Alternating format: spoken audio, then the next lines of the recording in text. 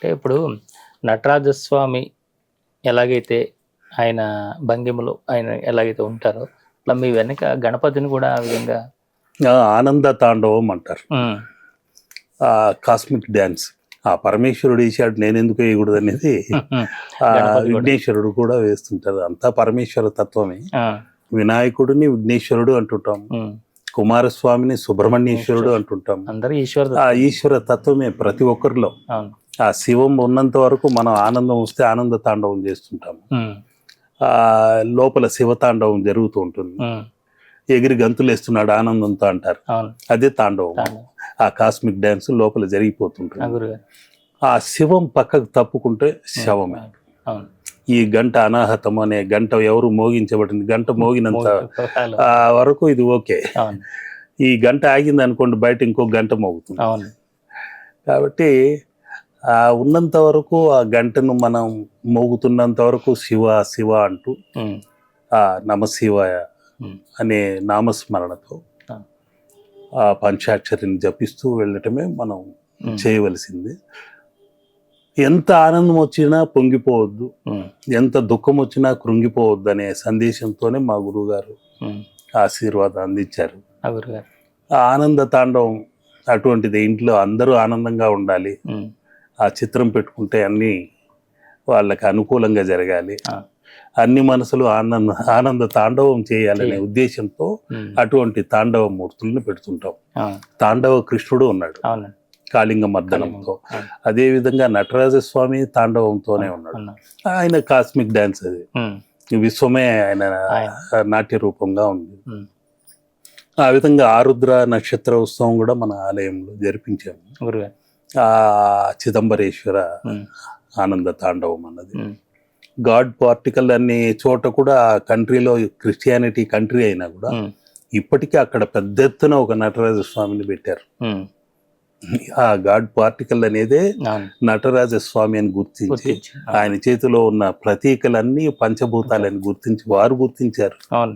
మనవారు ఇంకా విదేశీ మోజులోనే ఉన్నారు. కాబట్టి ఇవన్నీ తాండవ చిహ్నాలు ఇంట్లో ఆనందకరమైనవి ఉండాలి, వికారమైన రూపంలో ఉండకూడదు అని నేను అటువంటివి చిత్రించిన కూడా. 99% ఇటువంటి ఆనందంతో చిద్విలాసంతో ఉన్న దేవతామూర్తులనే చిత్రిస్తుంటాను. మన కార్యక్రమాలే రూపధ్యాన కార్యక్రమం కాబట్టి అందరికీ మేలు జరగాలి, మంచి జరగాలి. చూసిన వెంటనే మనం ఒక అద్దంలో చూసి నవ్వుకుంటే అది నవ్వుతూ ఉన్నట్టే ఉంటుంది, మన ప్రతిబింబమే. ఏడుపు మొహం పెడితే అసహ్యంగానూ ఉంటుంది. కాబట్టి సంతోషంగా సందర్శించుకోవటమే ప్రతి చిత్రంలోనూ ఒక ప్రతిబింబం లాగా చూసుకోవటం. అంటే ఈ ఒక ప్రాంతానికి వెళ్ళినప్పుడు ఆ ప్రాంతంలో ఒక గొప్ప సిద్ధుడు ఉన్నాడు, ఒక గొప్ప అవధూత ఉన్నాడు అనే విషయాన్ని మనం ఏ విధంగా గ్రహించగలుగుతాం గురుగారు? ఒక్కొక్క క్షేత్రానికి ఒక్కొక్క క్షేత్ర పాలకులు ఎలా ఉంటారు. ఇప్పుడు కాశీ అనుకోండి, అక్కడ కాలభైరవుడు, వారాహి అమ్మవారు క్షేత్ర పాలకులు. అదేవిధంగా తిరుమల క్షేత్రం, అక్కడ స్వామి క్షేత్రపాలకుడుగా వారాహస్వామి. ఒక్కొక్క క్షేత్రానికి ఒక్కొక్క క్షేత్ర పాలకులు ఉన్నారు. కానీ ఒక్కొక్క మీరు ఏ ఆలయమైనా చూడండి, అక్కడ ఒక సిద్ధయోగి సమాధి ఉంటుంది. పూర్వం అటువంటి అవధూతల్ని గుడిలోనే, గుడి పక్కన సమాధిగా చేసేవారు. ఆ విధంగా ఉన్నదే భోగర్ సిద్ధుడి యొక్క పళని కొండపై నుండి వచ్చింది, ఇది కూడా నిన్నే వచ్చింది. ఆ భోగర్ సిద్ధ సమాధి అక్కడ ఉంది. పవిత్రమైన క్షేత్రం, అది ఆరోగ్యకారకమైన క్షేత్రం. అటువంటి సమాధి అక్కడ ఉంది. తిరుమల కొండపైన కొంగనార్ సిద్ధ సమాధి ఉంది. అది కొన్ని కారణాల వలన గుప్తంగా ఉండిపోయింది. ఆ విధంగా తిరుమూలవారి సిద్ధయోగి చిదంబరేశ్వరంలో ఉంది. ఎడైకాడర్ జ్యోతి రూపంలో అక్కడ జీవ సమాధి అయ్యాడు. రమణ మహర్షి సమాధి అక్కడే ఉంది. ఈ విధంగా అనేక మహానుభావులు, అవధూతులు ఎందరెందరో ఉన్నారు. వాళ్ళని మనం ఇప్పుడు వాళ్ళ గురించి మాట్లాడుతుంటే వారు కూడా మన ఎదురుగా వచ్చి కూర్చోవచ్చు, ఇక్కడ కూర్చోవచ్చు. వాళ్ళకు సూక్ష్మ శరీరంతో ఈ బాహ్యమైన మాంసపు ముద్దలతో రావాలన్నది ఏం లేదు. అవును. మనం అనుకున్న వెంటనే వాళ్ళు పంచభూతాల్లో విలీనమై ఉన్నవాళ్ళు వాళ్ళు రావటము, మనం లోక కళ్యాణం గురించి చర్చిస్తున్నాం. అవును. దానికి తగిన సహాయ సహకారాలు నాకేం చేయాలి, ఎలా అందివ్వాలి అని వాళ్ళ కర్మలే మనకు పరికరములుగా ఉపయోగపడి ఇవన్నీ చేయిస్తుంటారు. ఆ ఆలోచన తరంగాల్ని వాళ్ళే అందిస్తున్నారు. ఆ విధంగానే ఇవన్నీ వాళ్ళు చేయిస్తున్నారే కానీ నేను నిమిత్త మాత్రం చేస్తున్నాను అంతే. లోక కళ్యాణం కోసం, ఈ జీవితం సార్థకత కోసం, దేహం ఉన్నంతలో ఇవన్నీ చేయాలని నా సంకల్పం. వైద్యనాథ్ దేవాలయానికి వెళ్ళారు. వైద్యనాథుడు అంటేనే అనారోగ్య దోషాలని పారద్రోలే స్వామి. అక్కడే ఇప్పుడు వైద్యనాథ టెంపుల్ దగ్గరే మీ జీవిత రహస్య గుప్త చరిత్రలన్నీ అక్కడే దాగి ఉంటుంది. అక్కడ తాళపత్రాల్లో మీరు బొటన వేలు ముద్ర ఇస్తే చాలు, ఆ వేలి ముద్రలో అన్ని దాగి ఉంటాయి. అన్ని బయటకు తీసి టకటకా చెప్పేస్తుంటారు. అంటే కొన్ని వాస్తవంగా ఉండొచ్చు, కొన్ని జరగకపోవచ్చు. అంటే అక్కడ కూడా కొంచెం మోసము ఇట రెండు ఉన్నాయి. ఎక్కడ వెలుగుంటుంది పక్కనే చీకటి ఛాయ కూడా ఉంటుంది. అవును, ఉన్నాయి. కానీ కొన్ని అగస్త్య తాళపత్ర నాడులు ఉన్నాయి, వశిష్ఠ తాళపత్ర నాడులు ఉన్నాయి, ఇలా రకరకాలు ఉన్నాయి. నేను ఒక ముఖ్యమైన వ్యక్తిని మన ఆలయంలో కూడా పరిచయం చేసి ఈ తాళపత్ర గ్రంథాల్లో నిష్ణాతులైన వాళ్ళని తీసుకొచ్చి వర్క్షాప్ పెట్టి చేద్దామని సంకల్పం అయితే ఉంది.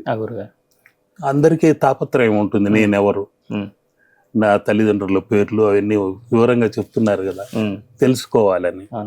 ఆ విధంగా ఉన్నదే ఒక విచిత్రమైన సంఘటన జరిగింది. కంచిలో తాళపత్ర నాడీ పరిశోధనకు వెళ్ళా. నా తాళపత్రం దొరకలేదు. మా అమ్మ తిట్టింది, నువ్వు సన్యాసి, పుట్టినప్పటి నుండే సన్యాసిగా, అందుకే నీ తాళపత్రం దొరకలేదు, నీ చరిత్ర దొరకలేదు అని తిట్టడం మొదలుపెట్టింది. మా ఫాదర్ నవ్వుతూ, నేను ఆ విధంగా చూస్తే నేను కూడా సన్యాసినే, సిద్ధులతో పాటు తిరిగాను, వాడికి రావాల్సిన సమయం వచ్చినప్పుడు ఆ తాళపత్రం దొరుకుతుంది.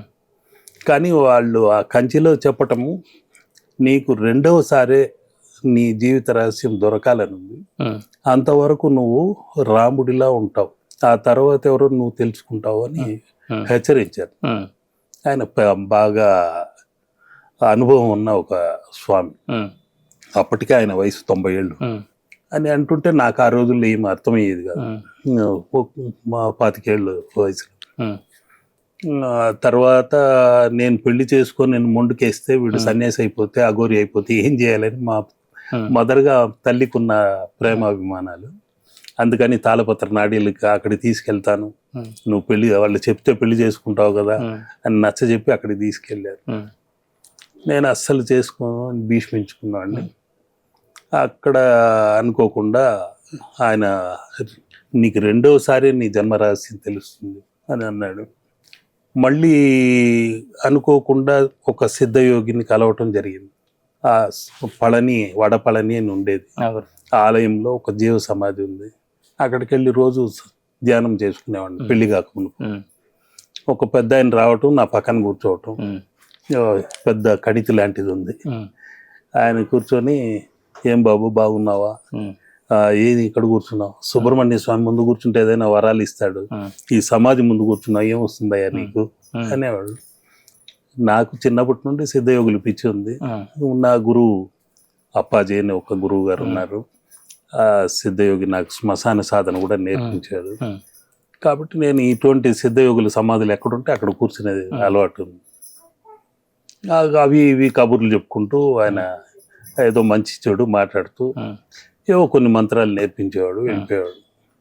ఒక 5 నెలల పరిచయంతో బాగా ఫ్రెండ్స్ లాగా అయిపోయాం ఆ పెద్ద ఆయనకు. అటువంటిది హఠాత్తుగా ఆయన కనిపించడం మానేశారు. కనిపించకపోయేసరికి అక్కడ ఉండే అర్చకులను అడిగా. ఆ పెద్ద ఆయన ఒక అతను వచ్చేవాడు, పెద్ద కణితి ఉండేది, ఆయన రావటం లేదు ఈ మధ్య, ఏమైనా ఆరోగ్యం దెబ్బతిని హాస్పిటల్లో చేరాడా ఏంటయ్యా అని అడిగి.